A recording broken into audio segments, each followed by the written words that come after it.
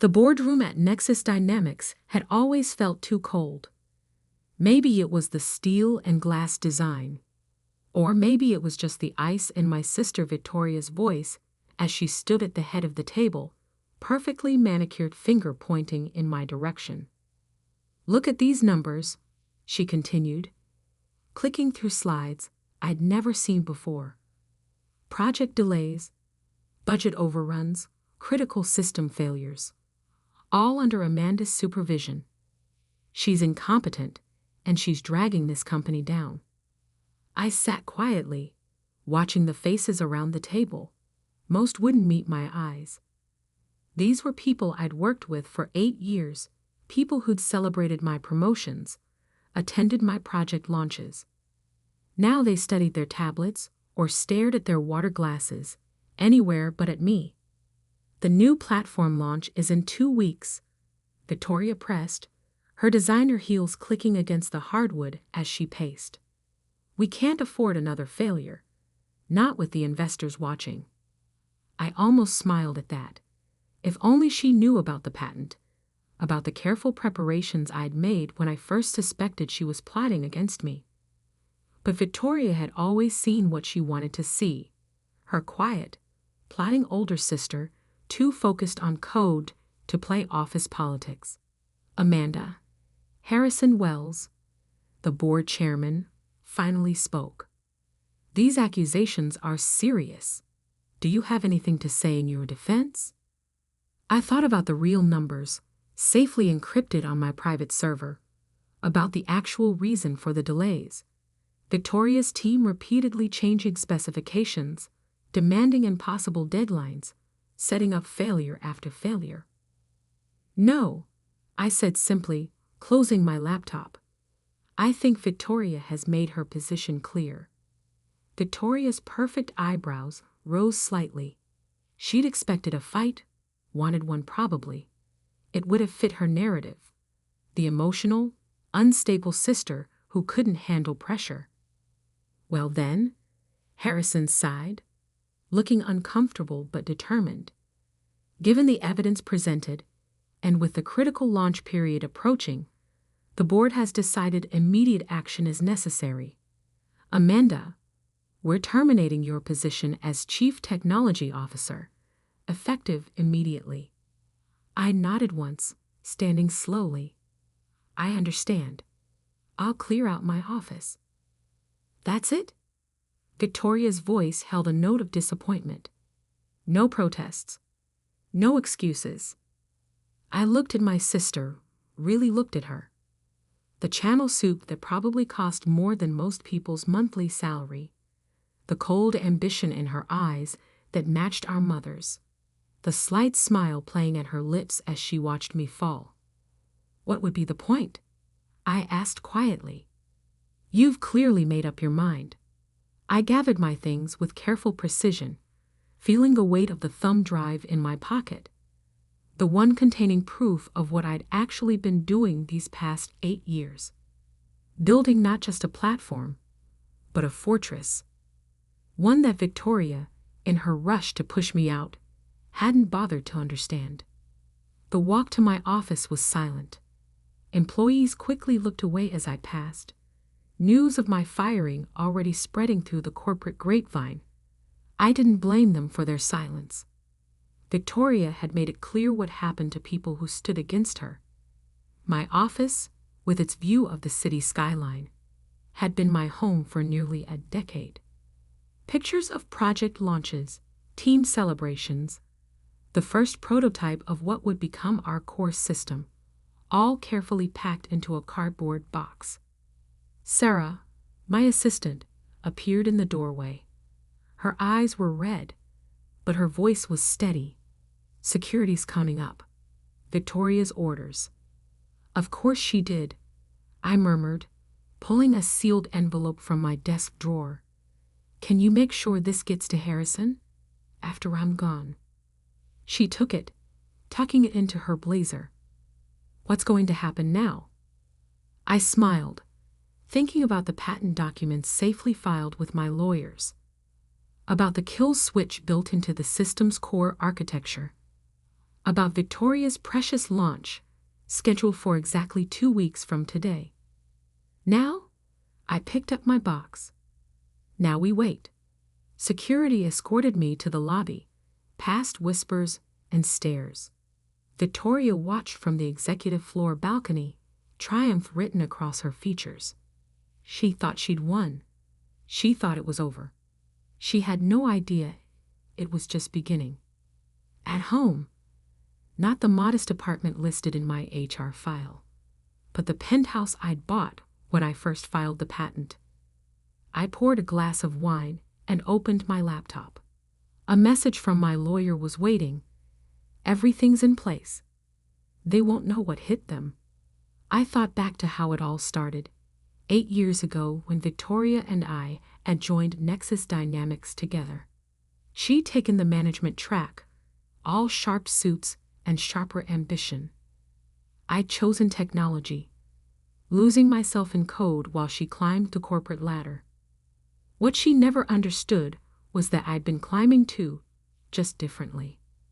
While she collected allies and manipulated office politics, I'd been building something revolutionary, the platform that now powered not just Nexus Dynamics, but half their client companies as well. A platform I'd patented in my own name, through a separate holding company, long before Victoria started plotting my removal. My phone buzzed. A message from Marcus, my team's lead developer.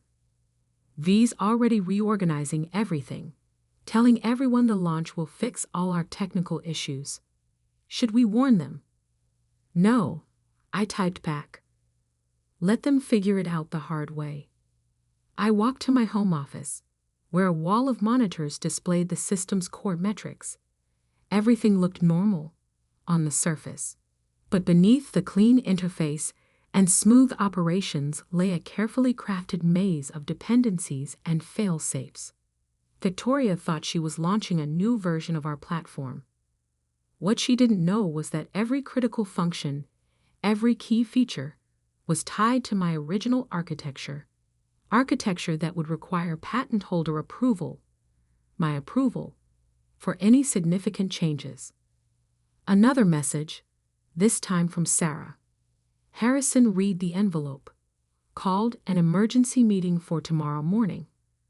V's furious. I smiled, imagining my sister's reaction to the preliminary audit I'd included. The real numbers showing how her team had sabotaged project after project, trying to make me look incompetent. But that was just the appetizer. The main course would come with the launch. The next 2 weeks passed in a blur of corporate announcements. Victoria gave interviews about Nexus Dynamics' exciting new direction. The stock price rose on promises of revolutionary updates to the platform. My name was carefully erased from company materials, my contributions attributed to the team. I watched it all from my penthouse office, monitoring system metrics and handling quiet inquiries from my patent attorneys. A few board members tried to contact me, probably finally reading the fine print on the system documentation. I didn't respond. Let them sweat. The night before the launch, I received an unexpected visitor. Mother, elegant as always and dire, standing at my door with a familiar look of disappointment. Amanda, she sighed, pushing past me into the penthouse. What are you doing? Victoria says you're threatening the company with some ridiculous patent claim. I let her take in the space. The high-end furniture, the wall of technology, the view that spoke of success she'd never acknowledged. Not threatening, I corrected quietly, protecting my intellectual property. She waved a manicured hand dismissively. Don't be difficult. You know Victoria deserves this opportunity. She understands business, leadership. You've always been too technical. I thought about tomorrow, about what would happen when Victoria tried to launch her improved version of my system, about how being too technical was about to change everything. Maybe, I said, showing her to the door. We'll see tomorrow, won't we?" As security let her out, I turned back to my monitors. Everything was in place. In less than 12 hours, Victoria would learn the true cost of underestimating her technical sister. I slept surprisingly well that night, waking to dozens of messages about the launch preparations. Nexus Dynamics stock was up 15% in pre-market trading, riding high on Victoria's promises of revolutionary changes. Sarah kept me updated. Conference rooms packed. Press, investors, full board. V's wearing white. Says it's for a fresh start. I smiled, checking the time. In exactly 1 hour, my sister would learn what a fresh start really meant. Marcus sent me the launch livestream link. I settled into my office chair, wine glass in hand, and prepared to watch the show. "Ready?" he messaged. "Born ready," I replied, clicking play. Victoria appeared on screen, resplendent in white Alexander McQueen, confidence radiating from every pore. Behind her, a massive display showed the platform's interface, my interface, though my name was nowhere to be seen. "Ladies and gentlemen," she began, "welcome to the future of Nexus Dynamics." I took a sip of wine and smiled. The future was coming, all right, just not the one she had in mind. Victoria's voice flowed smoothly through my speakers, practiced and polished. "Today marks a new era for Nexus Dynamics. Our enhanced platform represents months of innovative development, streamlined architecture, and," I glanced at the time, 10:59 a.m. In exactly 1 minute, the system would attempt to validate the launch protocols against the patent registry. In exactly 1 minute, Victoria's perfect world would crash around her designer heels.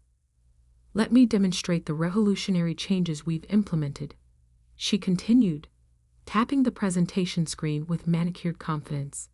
"As you can see," the screen flickered once, then went dark. Victoria tapped again, her smile faltering slightly. Nothing happened.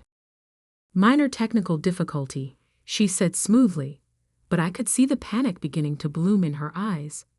"If we could just—" Every monitor in the conference room suddenly lit up with the same message. "Lounge CQNC tier mine ATD PTNT VALIDAK FAILED OWAR APROVA REQIREUCONTACT Amanda BNATT PATENT holder." The room erupted in whispers. Through the live stream, I watched Victoria's face drain of color as she read the message, as understanding finally dawned. "What is this?" Harrison Wells stood up, his voice sharp with alarm. "Victoria, explain." But Victoria was frozen, staring at the screen like it had personally betrayed her. In a way, it had. My phone buzzed. Sarah sending updates from inside the room.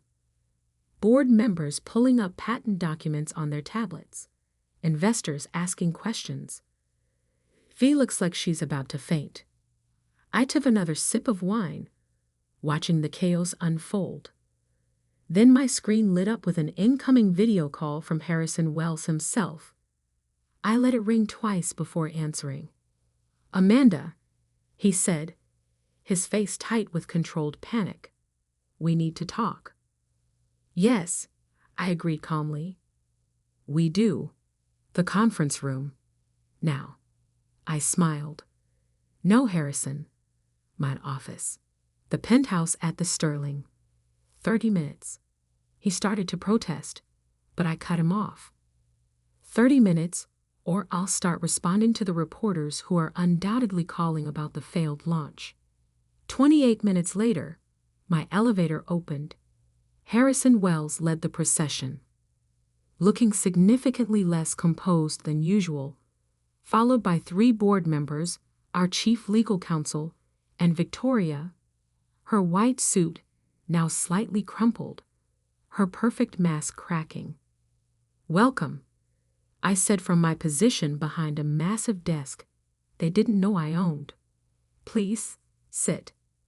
Victoria's eyes darted around the space, taking in the luxury she hadn't known I could afford. "How?"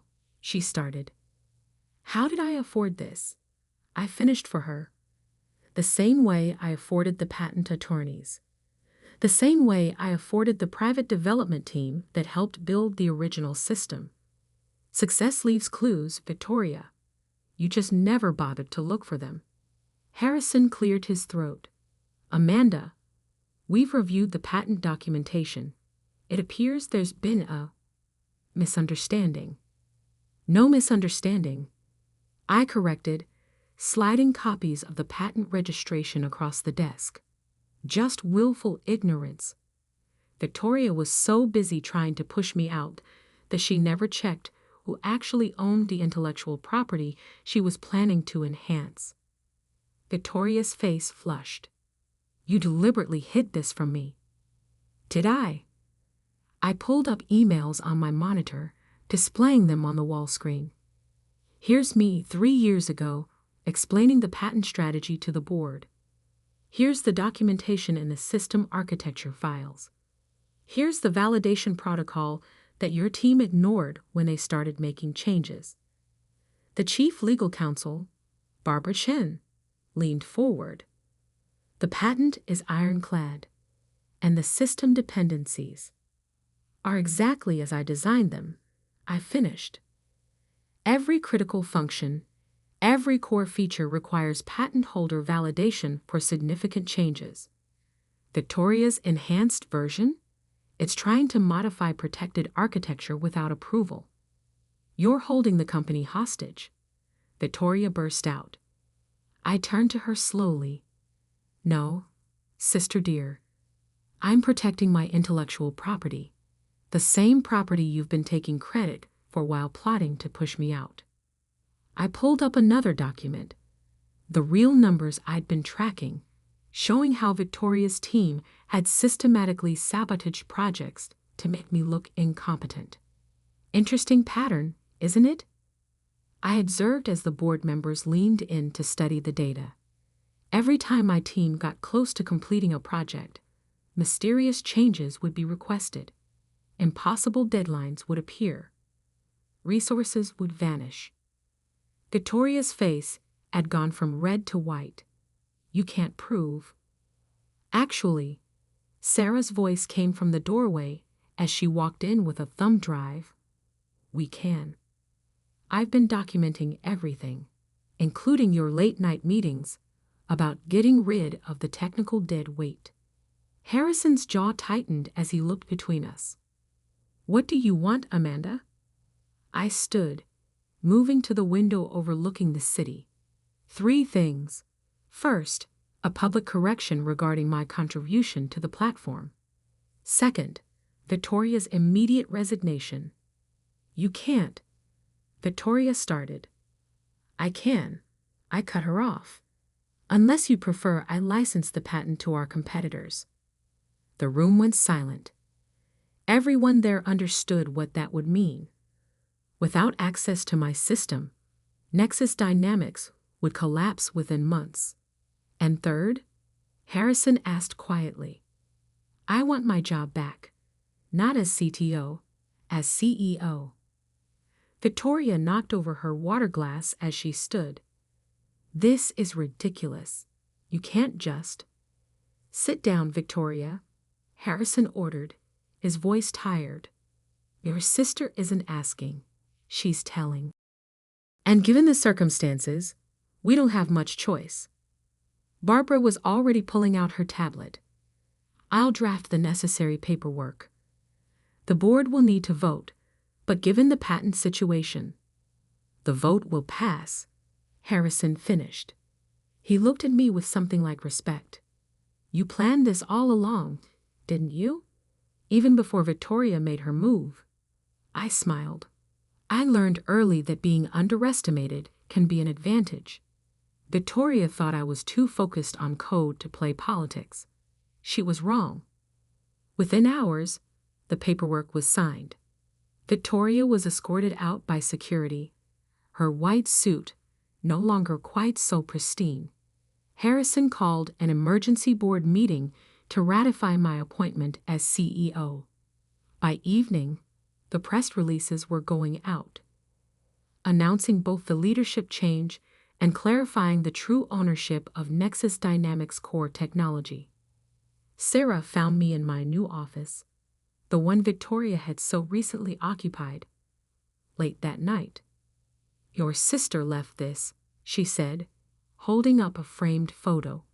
It showed Victoria and me at the company's launch party 8 years ago, both smiling, both unaware of where we'd end up. "Keep it," I said, as a reminder. Of what? That success doesn't always look like you expect it to. The next few weeks were a blur of transitions. The platform launch was rescheduled, this time with proper credit for its innovation. The stock price, after a brief dip, rose steadily as investors gained confidence in the new leadership. Mother called several times. I let her leave messages, each one progressively less confident, more conciliatory. Finally, I agreed to meet her for lunch. She sat across from me at an exclusive restaurant I'd chosen, looking older somehow, less certain of her world. "I never understood you," she admitted after an uncomfortable silence. "Victoria was so much like me, focused on appearance, on position. You were always in your own world, with your computers and code." "That world," I reminded her gently, "just made me CEO of a major tech company." She nodded, pushing her salad around her plate. "Victoria's leaving the country. Dubai, I think. Says she needs a fresh start." "Good for her." "Will you ever forgive her?" she asked. "Us?" I considered this, thinking about the years of dismissal, of being underestimated, of watching Victoria take credit for my work. "I already have," I said finally. "But forgiveness doesn't mean forgetting or letting it happen again." A month after taking over as CEO, I called my first all-hands meeting. Standing at the podium, looking out over the employees who had once avoided my eyes in hallways, I thought about perception and reality, about quiet power and loud ambition. "Many of you knew me as the quiet CTO," I began, "the one who stayed late coding while others networked at parties. Some of you probably wondered how someone like that ended up as CEO." The room was silent, attentive. The truth is, leadership isn't about who talks the loudest or plays politics the best. It's about building something valuable and knowing how to protect it. It's about understanding that real power often works quietly, behind the scenes, waiting for the right moment to emerge. I clicked to my first slide, a patent document with my name on it. This company's future was built in lines of code, in late-night debugging sessions, in technical details that some people thought didn't matter. They were wrong, and now we're going to show them just how wrong they were. The applause was genuine, enthusiastic. As I looked out over the crowd, I caught Sarah's eye. She was grinning. "Worth the wait?" she mouthed. I nodded, thinking about Victoria's face when she realized what I'd done, about the years of preparation that had led to this moment. Later that evening, as I sat in my CEO's office watching the sunset paint the city in shades of gold, Marcus brought me a final piece of news. "Victoria's team," he said, trying to hide a smile. "They've all been trying to access the system documentation. Apparently, they're worried about their own projects." I laughed. "Send them the patent registration."